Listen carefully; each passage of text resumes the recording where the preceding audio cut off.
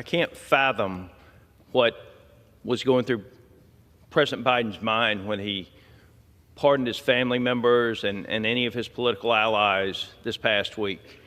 And it's something that I think does merit much more discussion, in how someone just gives family members and political allies a blanket pardon when they had not yet been charged for the crimes that they had committed. I mean, Mr. Speaker, the gentleman from Georgia just changed topics so quickly back to Biden. I have whiplash. I think I need a neck brace to be able to follow his logic here. Look, spare me your comparisons of Biden pardoning his family and Trump pardoning violent criminals that attacked police officers on January 6th. And you know what? You can be against both of those actions, but they're not the same, and they shouldn't even be mentioned in the same conversation. But let me tell you about the people that you can't seem to want to, that you continue to want to defend and who have been pardoned. Here are some of the convicted felons that Trump set free on Monday. Stephen Cappuccio, convicted of 6 felonies, including assaulting a police officer, ripped off Metro police officer Daniel Hodges' gas mask, and at one point during the assault, he said, and I quote, "How do you like me now, mother?" Pardoned by Donald Trump. David Dempsey, sentenced to 20 years. He stomped on police officers' heads, struck an officer in the head with a metal crutch, and attacked police with pepper spray and broken pieces of furniture. He also attacked a fellow rioter who was trying to disarm him, and he has a demonstrated history of political violence. Pardoned by Donald Trump. Enrique Tarrio, sentenced to 22 years. Former national leader of the Proud Boys, a domestic terrorist far-right militia. He was found guilty of seditious conspiracy, helped plan the January 6th attack, and made sure it was violent. Pardoned by Donald Trump. Guy Reffitt, sentenced to 7 years and 3 months. He brought a gun, zip ties, body armor, and a helmet to the Capitol, presumably to try to take hostages in an attempt to keep Trump in office after he lost. Pardoned by Donald Trump. Daniel Joseph D.J. Rodriguez, sentenced to over 12 years. He repeatedly tased Officer Mike Fanone, shocking him in the neck multiple times and causing him to lose consciousness and have a heart attack. He was pardoned by Donald Trump. Patrick McCaughey III, sentenced to 90 months. He assaulted police, beat their faces and bodies with riot shields and batons that he stole for them. Pardoned by Donald Trump.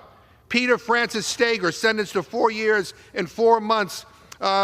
He pled guilty to assaulting an officer with a deadly weapon. On video declaring every single one of those Capitol law enforcement officers, death is the remedy. Those are his words. That is the only remedy they get. Pardoned by Donald Trump. Julian Cater, sentenced to 6 years, attacked Officer Brian Sicknick with pepper spray. Officer Sicknick died the next day after suffering 2 strokes. Edward Jake Lang was on trial for 11 charges, including swinging a baseball bat at officers. In addition to his January 6 charges, he began organizing a nationwide network of armed militias in all 50 states. Pardoned by Donald Trump. Mr. Speaker, criminals pardoned were not tourists. They were not peaceful. They were violent criminals. And here's just one example. Daniel Ball's case was dismissed today, and he was released from jail. Why was he in jail? He was being held in pretrial detention because of what a judge described as, quote, some of the most violent and serious offenses of any of the charges being brought against participants in the January 6th events, end quote. That includes hurling an explosive device into the Lower West Terrace tunnel of the Capitol, the scene of some of the most egregious violence against police that day. Some officers suffered from hearing loss for months. But get this, Mr. Speaker, Mr. Ball has already been arrested again on federal gun charges. And he was already a 2-time convicted felon for, and I quote, domestic violence battery by strangulation and resisting law enforcement with violence. Yeah, he already arrested again. This is who the president pardoned. This is why my Republican friends are silent, because this is indefensible. And I ask unanimous consent to insert in the record a political article entitled, Trump Freed a January 6th Defendant Charged with Assaulting Police. DOJ had him arrested again on a gun charge. No, I'm not yielding. You have more time than I do. All of these people pardoned, and not a word from the other side. Mr. Speaker, I don't have the whole number, the total number, but how many murderers had their sentences commuted by then President Joe Biden? Do you know? How many was it? Let's see, Biden commuted the sentences of 2,500 drug offenders, clemency to 37 of the 40 people on death row, one of which shot 2 FBI agents, if I'm not mistaken. So, I mean, you're pretty quick to point the finger at the gentleman that was the 45th and now the 47th President of the United States.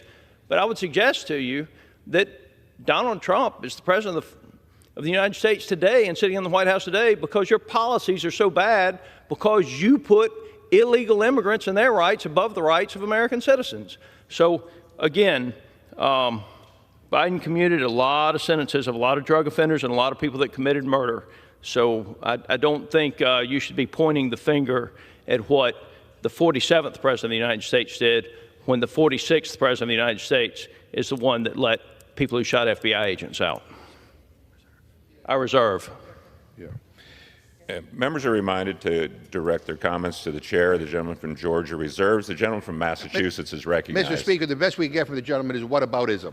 I mean, he can criticize President Biden, but he can't bring himself to criticize President Trump. He's afraid.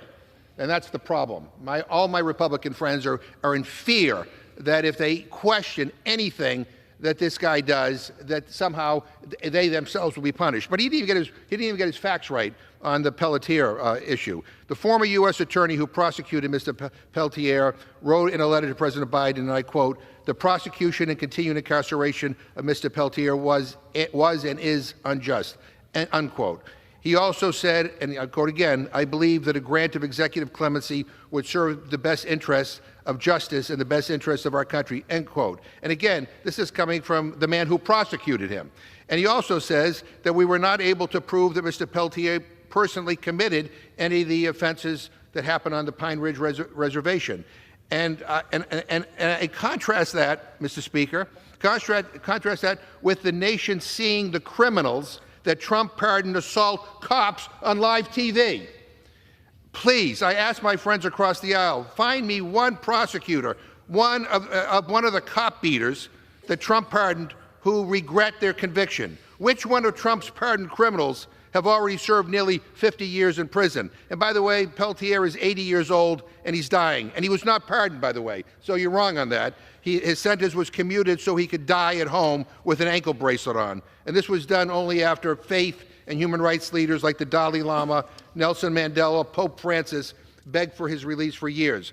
So to say this is remotely the same is a joke. Why can't my Republican friends just say that what Trump did by pardoning vicious, violent criminals was wrong? Yeah, and I now yield 2 minutes to the gentlewoman from New Mexico, a member of the Rules Committee, Ms. Ledger Fernandez. The gentlelady is recognized. Mr. Speaker, we should absolutely hold immigrants accountable when they commit a crime, especially when it's against a law enforcement officer. But there are already existing laws for the detention and deportation of immigrants who commit violent crimes.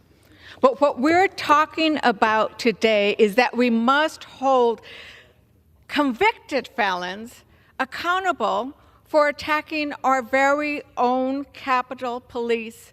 In this very building, January 6th insurrectionists brutally attacked our Capitol Police and other law enforcement officers. More than 140 cops suffered injuries and went to the hospital. 5 police officers died. President Trump just pardoned the violent thugs who were convicted of those attacks. Shame, and as we'd say in Spanish, sin vergüenza. If Republicans were truly concerned about attacks on law enforcement, they would denounce those pardons. We just heard about the violence that was inflicted and about the violent offenders who committed that. I'm asking my Republican colleagues to also keep in mind the faces and the names of those who were brutally attacked. When you walk into this building and you walk past those Capitol Police who are protecting you today? Do you tell them, good morning? You should also tell them, I'm sorry. I am sorry that my president pardoned the people who beat you. I am sorry, and I denounce those attacks because I honor you. But they do not seem to have the courage to say I'm sorry to those police officers. It is hypocrisy to say you care about law enforcement if you don't denounce those pardons. Those violent criminals who Trump describes as peaceful and loving are being... Gentlelady. Yield 30 additional seconds. Gentlelady's recognized for additional 30 seconds. Those violent criminals who Trump describes as peaceful and loving are being released into our communities. We've seen the videos of the attacks, the shouts, the pending, Officer Fanon's, and so many others, their cries for help. It was on video. Americans remember it. I ask my colleagues to remember it. See those videos. The convicted felons were not peaceful. I urge my colleagues to denounce the pardons and to vote against this rule. And I yield back. Gentlelady, it's back. Gentleman from Massachusetts reserves. The gentleman from Georgia is recognized. Mr. Speaker, this rule is about the Lake and Riley Act and the Fix Our Forest Act, and I hope people will vote for it. And with that, I reserve. Gentleman reserves. Gentleman from Massachusetts is recognized. Again, Mr. Speaker, not a word about what happened in this place on January 6th. I just can't bring himself to do it. But, Mr. Speaker, I have a question, and that is, why won't you install the plaque honoring the brave members of law enforcement who protect us on January 6th? I mean, a lot of my colleagues may not know this, but Congress actually passed a law, Public Law 117-103, on requiring the plaque to be installed on the west front of the Capitol before March 15th, 2023. So for 21 months now, almost 2 years, this Speaker has refused to honor the Capitol Police and other law enforcement by installing the plaque that we all voted for. I know it exists, Mr. Speaker. I've actually seen photos of it, so I know it exists. I've seen photos. Why is the delay? Why won't you put it up, Mr. Speaker? And I think I know. I think I know why. Because Republicans don't want to honor the police who were hurt and who died after that attack. Maybe the gentleman from Georgia can explain why the plaque has yet to be installed. I won't hold my breath, but instead, let me read the plaque, Mr. Speaker, so Speaker Johnson and others know what it says. And it says, on behalf of a grateful Congress, this plaque honors the extraordinary individuals who bravely protected and defended this symbol of democracy on January 6, 2021. Their heroism will never be forgotten. And because Republicans will not, I want to take a moment to thank all the agencies that are listed on this plaque who are being disrespected by this leadership by refusing to honor them. So I want to say thank you to the United States Capitol Police.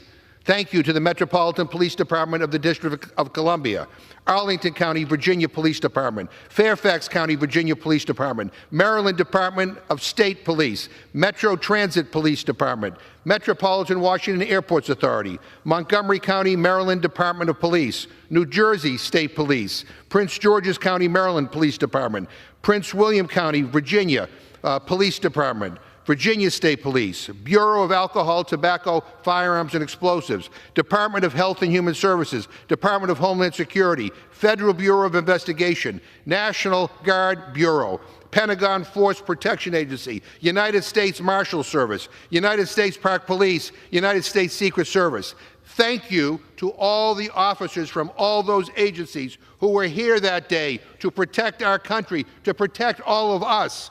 I appreciate you, and you should know that a lot of Americans have your back, even if this president and the Republicans do not. I reserve. Gentleman from Massachusetts reserves. The gentleman from Georgia is recognized. Mr. Speaker, I too want to thank all of the law enforcement and first responders that protect this country on a daily basis. And Mr. Speaker, we know the polls show that the majority of them voted for Donald Trump. And with that, I reserve. Gentleman reserves. Gentleman from Massachusetts is recognized. Yeah. Mr. Speaker, I would just say to the gentleman, to say what he just said, but not reference what happened that day, and not acknowledge the pain that it has caused so many families, so many people who we work with every day who protect us, I have to say that's a little bit much.